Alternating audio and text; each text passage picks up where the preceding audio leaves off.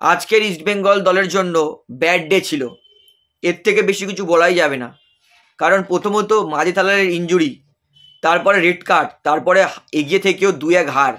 আজকে ইস্টবেঙ্গলের দলের জন্য টোটালি অফ ফর্ম ছিল, ডেটা একদমই খারাপ ছিল। আজকের ইস্টবেঙ্গল দল সত্যি কথা বলছি যা পারফরমেন্স দিচ্ছে না, দারুণ লাগছে ইস্টবেঙ্গলের খেলা দেখতে, দারুণ। আমি বলবো ইস্টবেঙ্গল এই মুহূর্তে যা ফুটবল খেলছে, অনেস্টলি বলতে গেলে পয়েন্টস টেবিলে হতে পারে ইস্টবেঙ্গল 11 নম্বরে আছে, কিন্তু ইস্টবেঙ্গল যা খেলছে ইস্টবেঙ্গল ডিজার্ভ করে না 11 নম্বরে থাকার পজিশনটায়। অনেস্টলি আজকের 10 জন নিয়ে 11 জনের বিরুদ্ধে, উড়িষ্যার বিরুদ্ধে যা খেলেছিল, আউটস্ট্যান্ডিং ভাই। আজকে যদি 11 ভার্সেস 11 ম্যাচ হতো, মেবি ইস্টবেঙ্গল ম্যাচটা ড্র করে নিতে পারতো, সেটা হলেও হতে পারতো।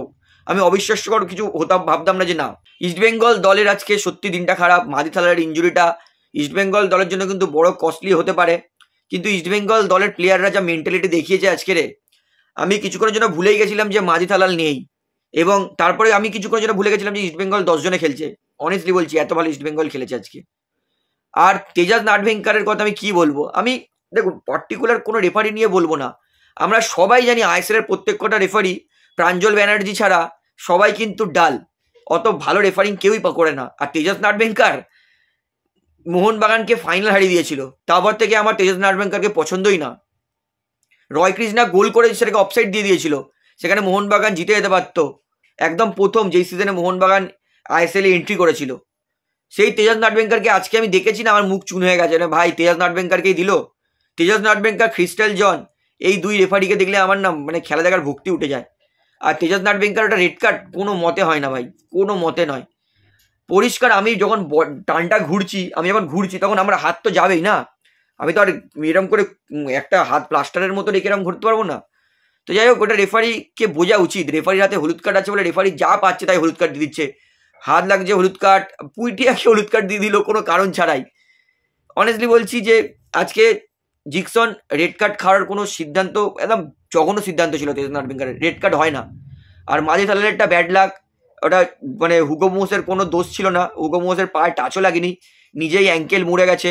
একটা জিনিস ভালো লেগেছে যে তার পায়ে চোট লাগার পরে তিনি মাঠে ফিরেছিলেন, এর থেকে বুঝতে পারছি যে হয় হতেও পারে বেশি দিন চোট লাগবে মানে সুস্থ হতে, কিন্তু আমার মনে হয় মেবি 20-25 দিনের মধ্যে হয়তো আমরা আবার মাঝি থালালকে কামব্যাক করলে দেখতে পারি। দেখুন আমি শিওর বলছি না যে 20 দিনে কামব্যাক করবেই, স্ক্যান রিপোর্টে যদি বড় ইঞ্জুরি হয় তাহলে লং টার্মও হতে পারে। আমার মনে হচ্ছে যেহেতু আবার তিনি নেমেছিলেন, তাই আমি পজিটিভ ভাবছি, কারণ আমি পজিটিভ ভাবি, নেগেটিভ জিনিস নিই না, তাই আমি পজিটিভ ভাবছি যে মাঝি থালাল চলে আসবে ঠিকঠাক হয়ে, স্টে পজিটিভ।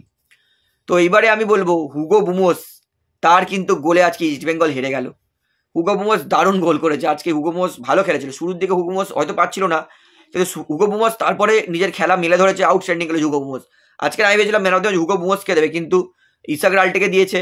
আর আজকে বলো উড়িষ্যার জন্য দিনটা একটু খারাপও বলবো না ভালো বলবো না, কারণ আজকে জেডি যেই গোলটা করে পেয়েছে সেই গোলটা প্রাপসুকান গিলের একটু দোষ ছিল। আজকে প্রাপসুকান গিল ওভারঅল খুব ভালো ফুটবল খেলেছে, এতে কোনো সন্দেহ নেই, কিন্তু ফার্স্ট পোস্টে গোল খাচ্ছে একটা গোলকিপার, তাও আবার লব চিপের ওপর দিয়ে। প্রাপসুকান গিলকে আরেকটু ফোকাস থাকতে হতো, তো ওইটা একটা লাক উড়িষ্যার সাথ দিয়েছে। এবং উড়িষ্যা কিন্তু দুটো শট কিন্তু উডওয়ার্ডকে লেগেছে, মানে বার পোস্টে আপার পোস্টে লেগেছে। তো উড়িষ্যার জন্য দিনটা লাকই বলবো, কারণ জিতেছে, এর থেকে বড় লাক আর কিছু হতেই পারে না। এবং আজকের হুগো বুমোস সেকেন্ড গোলটা যেটা করেছে, সেটা কিন্তু আনোয়ার আলী যদি একটু সজাগ থাকতো তাহলে গোলটা আর হতো না। আনোয়ার আলী মানে খুবই তাড়াতাড়ি কমিট করে দিয়েছে, আনোয়ার আলী দুপায়ের ফাঁক থেকে বল গোলে মানে নাটবেগ হয়ে গেছিল। তো আনোয়ার আলী যদি একটু দাঁড়িয়ে থাকতো নিজের পায়ে, আনোয়ার আলী স্লাইড করেছিল বলেই পায়ের ফাঁক হয়ে গেছিল, দুপায়ের মাঝখান থেকে বলটা বার করে ডিয়েগো মরিসিও পাসটা দিয়ে দিয়েছিল হুগো বুমোসকে। তো হুগো বুমোস ভালো ফিনিশ করেছে, এবং হুগো বুমোসের ফিনিশেই কিন্তু ম্যাচটা কিন্তু 2-1 জিতেছে উড়িষ্যা এফসি, অর্থাৎ উড়িষ্যা তারা কিন্তু আবার টেবিলে 3 নম্বরে চলে গেল। আজকে আমার আশা ছিল যে ইস্টবেঙ্গল আজকে জিতবে, সেই হোপ নিয়ে বসেছিলাম। 10টা প্লেয়ার হয়ে যাওয়ার পরে ভেবেছিলাম যে ইস্টবেঙ্গল মেবি ম্যাচটা ড্র করবে, কিন্তু আবার একটাই ভেবেছিলাম ইস্টবেঙ্গল মেবি জিততেও পারে, যখন চুঙ্গা গোলটা করেছে। চুঙ্গা যেই গোলটা করেছে সেই গোলটা আমরিন্দার সিং এর দোষে। আমি কেন বারবার বলি যে ভারতীয় দলের প্রথম চয়েস গোলকিপার হচ্ছে গুরপ্রীত, সেকেন্ড চয়েস হচ্ছে আমরিন্দার, দুই গোলকিপারেরই আমরা ব্লান্ডার প্রত্যেক ম্যাচে দেখি। থার্ড চয়েস হচ্ছে বিশাল ক্যাথ। তো আরও একবার প্রমাণ করে দিল যে আমরিন্দার, তার যেমনি ফুটওয়ার্ক সেরকম ভালো নয়, সেরকম কিন্তু আমরিন্দারও ম্যাচে একটা দুটো ব্লান্ডার করছে। এবং আমি বলবো ইস্টবেঙ্গলের আমার মনে হয় কিছু একটা গন্ডগোল হচ্ছে, কারণ আমার মনে হয় ইমিডিয়েটলি প্রেস মিটিং ডাকা উচিত নিতুদার, আইএসএল এর রেফারির সঙ্গে বা এআইএফএম এর সঙ্গে বৈঠকে বসা উচিত। কারণ এইভাবে প্রত্যেক ম্যাচে ইস্টবেঙ্গলের প্লেয়ার যদি রেড কার্ড খেয়ে যায় তাহলে তো হবে না না। তো আমি বলবো আজকে রেড কার্ড ডিজার্ভিং করে না ভাই, তেজাস নাটবেঙ্কারের ফাইন হওয়া উচিত আজকের ম্যাচে, সত্যি করে বলছি। আজকে ম্যাচটাকে একতরফা করে দিয়েছে তেজাস নাটবেঙ্কার। অলরেডি আজকে বিশাল বড় অ্যাডভান্টেজ পেয়ে গেছিল উড়িষ্যা, তালাল ছিল না, তারপরে 10 জন করে দিয়েছে তেজাস নাটবেঙ্কার, ডিসগাস্টিং রেফারি। তো আমি বলবো আজকে ইস্টবেঙ্গল ভালো খেলেছে কিন্তু ব্যাড লাক ছিল। তো এবারে মোহনবাগান দলের আপডেট দিই।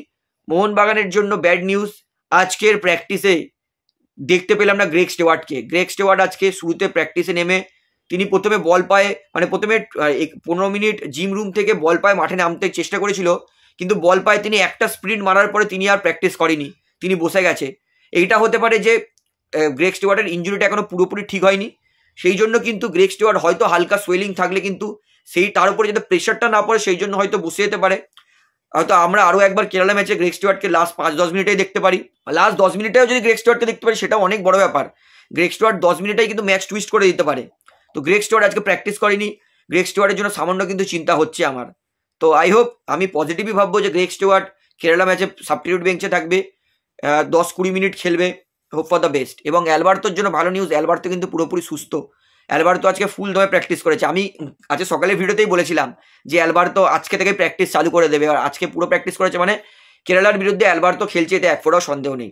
তাহলে বন্ধুরা ভিডিওটা এখানে শেষ করছি, আশা করি ভালো লাগলো। তো ভিডিওটি ভালো লাগলে অবশ্যই লাইক করুন, কমেন্ট করুন, শেয়ার করুন, এবং চ্যানেল জানুন সবাইকে অ্যাক্টর তারা অবশ্যই পাবলিক ভিউ কলকাতা চ্যানেলটিকে সাবস্ক্রাইব করে বেল আইকন প্রেস করে অল করে রাখবেন।